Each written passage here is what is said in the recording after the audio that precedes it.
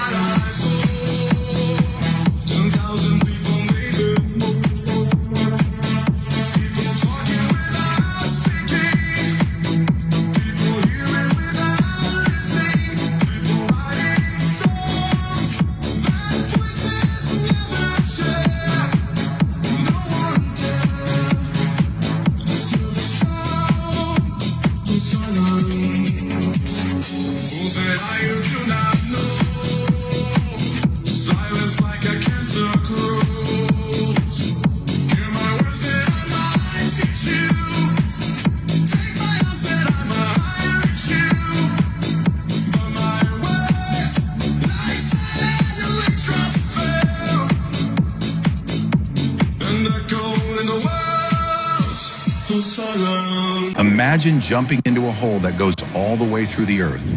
First, gravity would pull you down, and you'd speed up to over 28,000 kilometers per hour by the time you reach the core.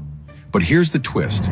As you ascend the other side, gravity slows you down, and you'd stop just before reaching the surface. Then, you'd fall back again. This cycle would repeat with air resistance gradually slowing you down until you eventually hover, weightless, at the center of the earth. I think, when we think about the Industrial Revolution and we think about the way the world was just 2,000 years ago to now, I think those people were recovering. I think those people 2,000 years ago were recovering from shit that happened thousands of years before that, where people were just knocked back into barbarism, just survival of the fittest, just wild shit, because there was nothing left. We're at a place a lot of people don't get to see. We're in Rio de Janeiro. Look at this. We are inside the shoulder of Christ the Redeemer. Look at this. This is insane. I'm literally shaking. They never show videos like this, but I will. Jesus wants to be Lord of your life. Prayer changes hearts and transforms lives. It uplifts the soul, inspires action, and unites us all as one nation under God. Our country was founded on prayer. Our communities are sustained by prayer. And our nation will be renewed by hard work, a lot of intelligence, and prayer. Accidents that changed the world forever. In 1956, a company that sold wallpaper cleaning paste was about to go bankrupt until they realized kids loved playing with the paste, so they rebranded the whole company as Play-Doh. In 1928, a scientist named Alexander Fleming left a petri dish of bacteria out by accident. When he came back, he noticed a certain type of mold was killing the bacteria. That mold was called Penicillium notatum, and it led to the discovery of the first antibiotic, which we know as penicillin. This discovery changed medicine forever and saved millions of lives. In 1943, a naval engineer named Richard James was working on stabilizing equipment for ships when he accidentally knocked a spring off a shelf. To his surprise, the spring started bouncing and moving on its own. Inspired by this, he turned it into a toy, and in 1945, the Slinky was born. In 1945, an engineer was working with radar technology when he noticed that a candy bar in his pocket had melted. Curious, he began experimenting with microwaves and realized they could cook food quickly. This led to the invention of the microwave oven, which they have literally covered up for the worst paedophile in British history in Jimmy Savile. There was a paedophile ring operating for decades. Jill Dando, the very famous host of Crime Watch, was, I believe, attempting to expose the paedophile ring at the BBC. She ends up dead. We don't find out about what she knew or what she was investigating even now. And then we find out the guy who they allowed to announce the death of the late Queen Elizabeth II, was also, at the very least, accessing child pornography. I mean, it is a completely morally bankrupt organisation. Because I want my country back doesn't mean that I'm a racist or I'm far right. It means that I'm a British man that wants British people to come first, and that's just exactly what it is. It's Britain, you know. So I think remigration and deportation and everything like that is a very, very good idea. I think that we seem to be letting all of these people across, and I say it again, our own citizens have become second-class people in our own country, and do you know what? We don't deserve that. A lot of our ancestors have fought for this country and made this country what it is, and at the moment it's just going down the pan, and it just can't happen anymore. I think that if we all keep demonstrating in the correct ways, we'll be listened to a lot more. I think there is hope out there. We've just got to get it from the people that obviously don't listen to us anymore. We've got to find a way, and if we can find that way in the correct way, then we'll achieve everything that we want. I just saw Snow White, and it is so much more woke than you could even imagine. First of all, her name isn't even Snow White in the movie. It's Rosalita Nevando Blanco, and her nickname is Snow White.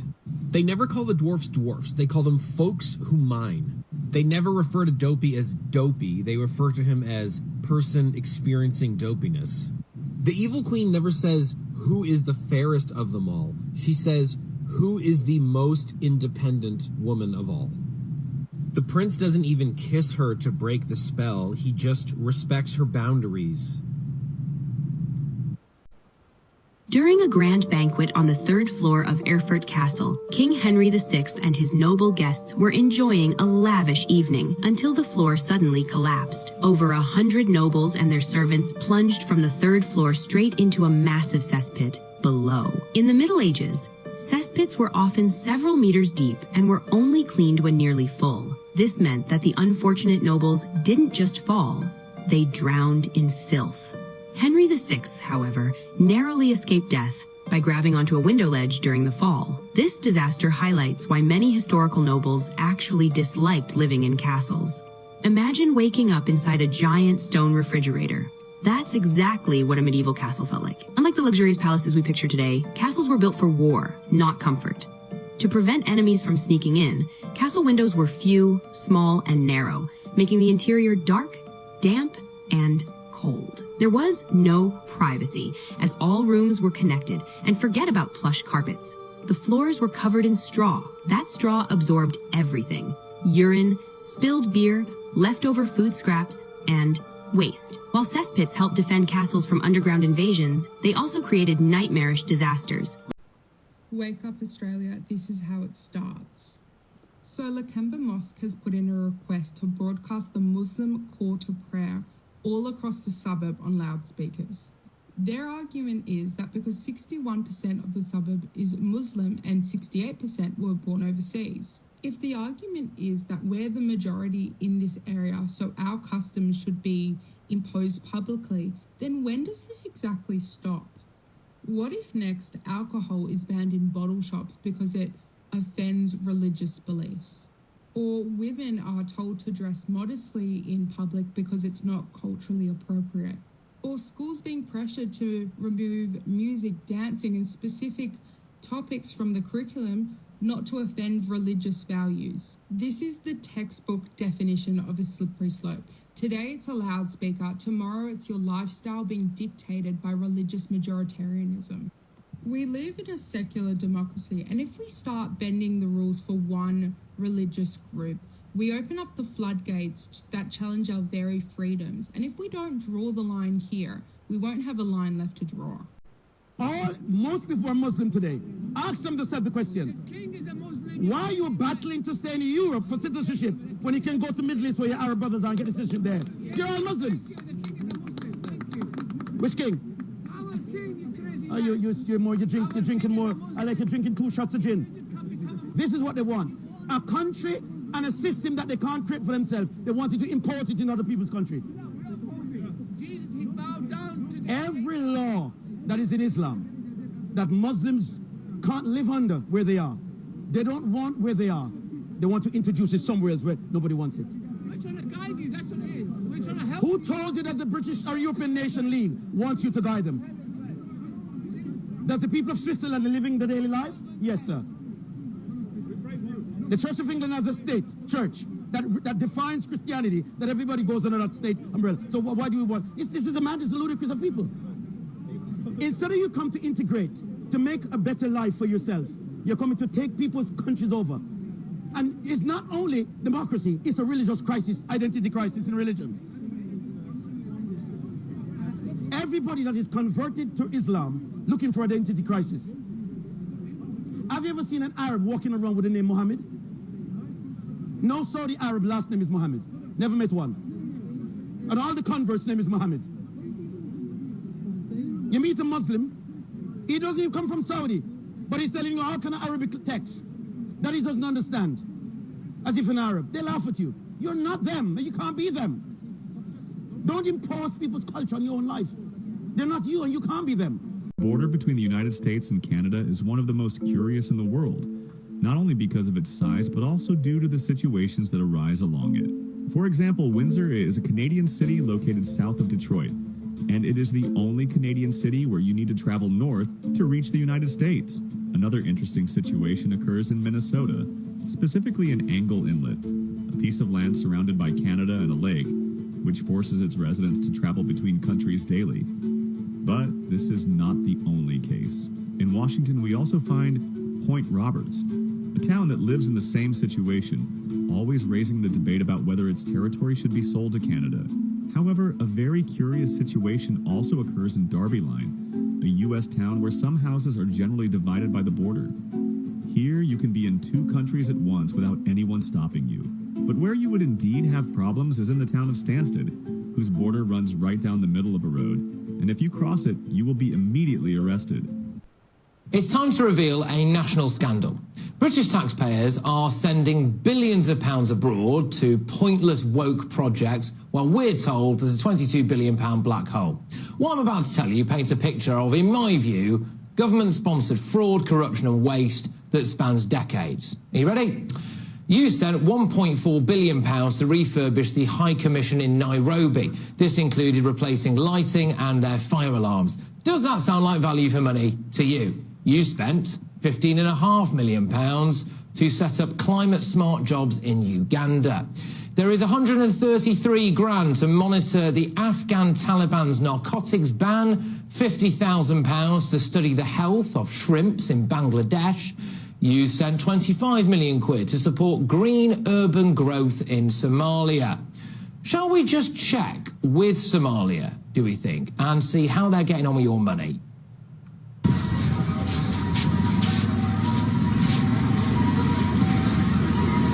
Somalia's president says the death toll has risen to at least 100 after 2 car bombs hit the capital, Mogadishu.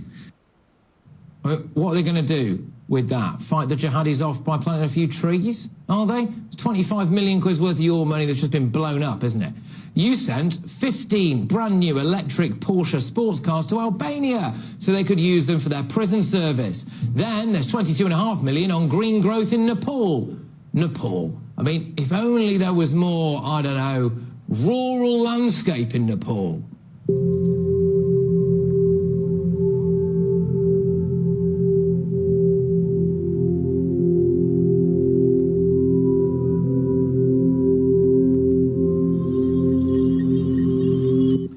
I think we can all agree that we should all pay our fair share towards green growth over there. £264,000 combating disinformation in Ethiopia. I mean, what will they discover there? Maybe there wasn't a famine. You know, maybe it was all just a big con by Oxfam, although to be fair, it wouldn't be the worst thing Oxfam has done. And then there's 8.6 million quid supporting renewable energy in Indonesia.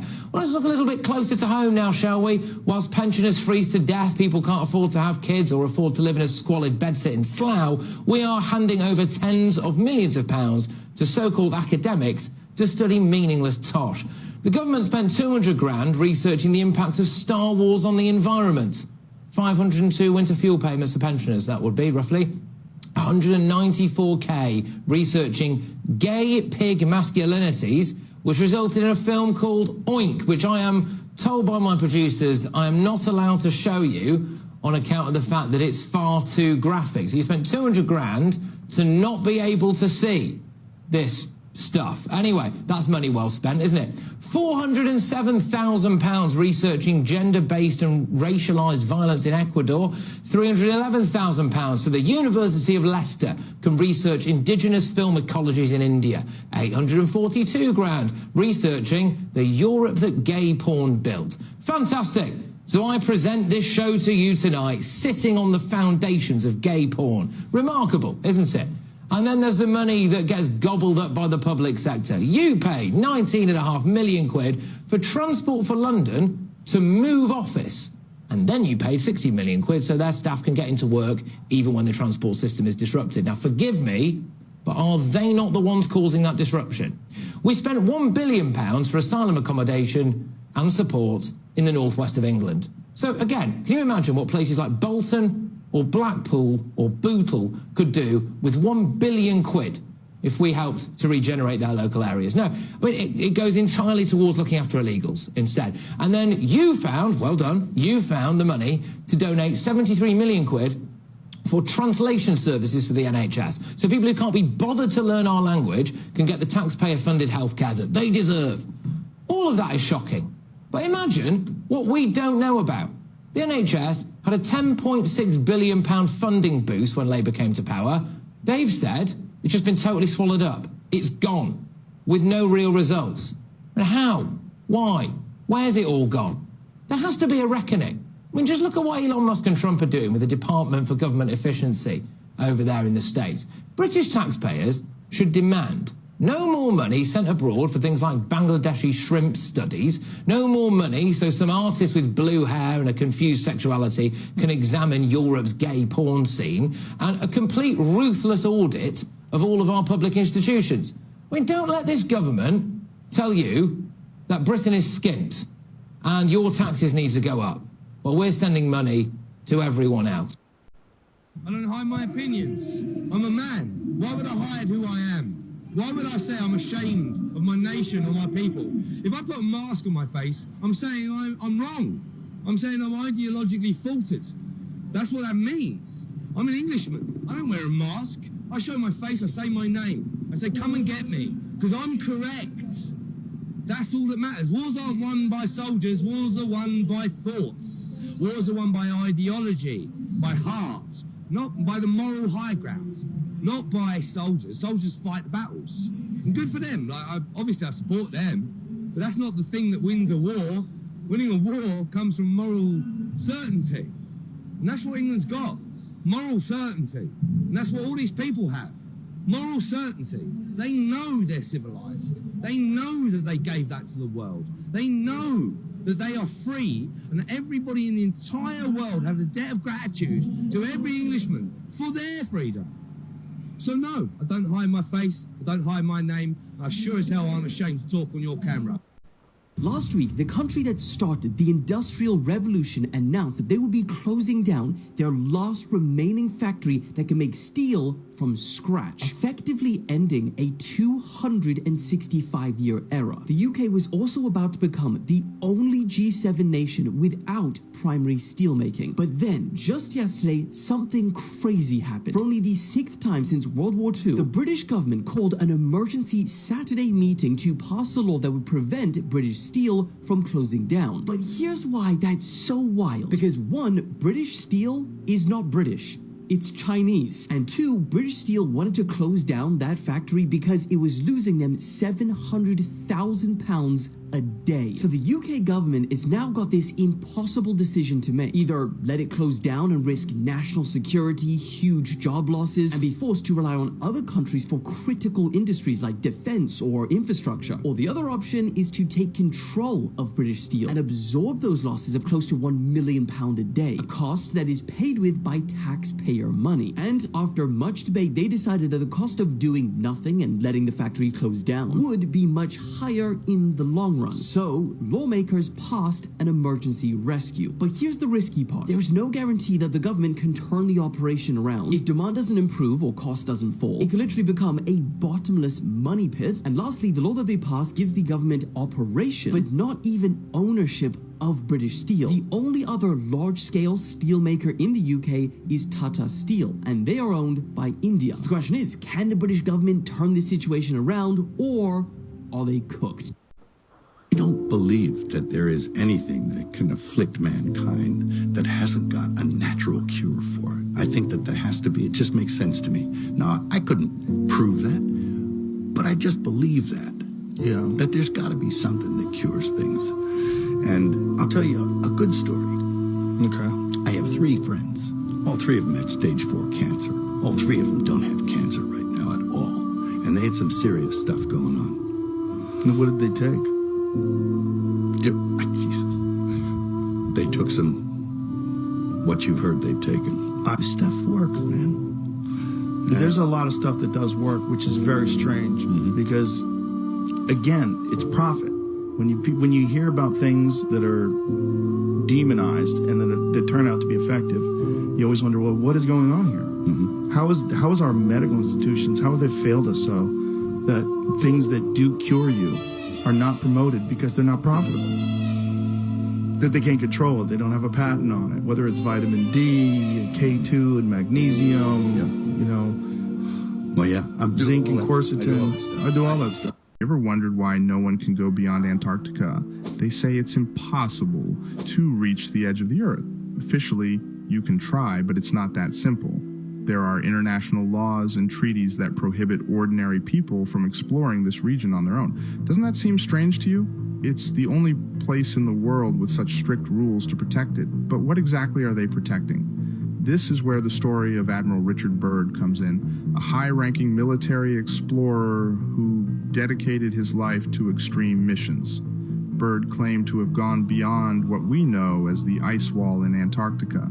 After crossing this massive ice wall, he didn't find a giant ice sheet, as we've been told. Instead, Byrd described completely green landscapes with vegetation so beautiful it didn't seem real. He said it was the greenest grass he had ever seen. But why does no one talk about this? Shortly after revealing these details, Byrd died under circumstances that some consider suspicious. Coincidence? Or did someone want to silence him? What's even stranger is that since then, no one has been allowed to freely explore these areas. What lies beyond the ice wall? Could there be lands they don't want us to see? What do you think? Follow me and share your opinion to see who gets closer to the truth.